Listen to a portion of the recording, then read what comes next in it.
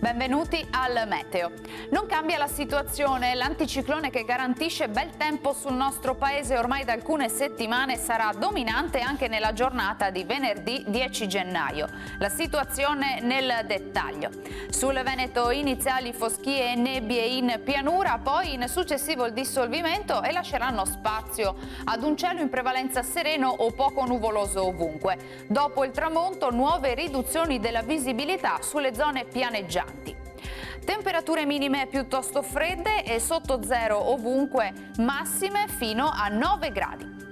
Ci spostiamo ora sul Friuli Venezia Giulia, anche qui il sole sarà prevalente, salvo addensamenti sulle zone costiere, ma senza ulteriori conseguenze. Temperature minime tra -1 e 7 gradi, massime tra 8 e 10 gradi. Poche novità sul Trentino Alto Adige con tanto sole e al massimo con poche nubi a carattere sparso.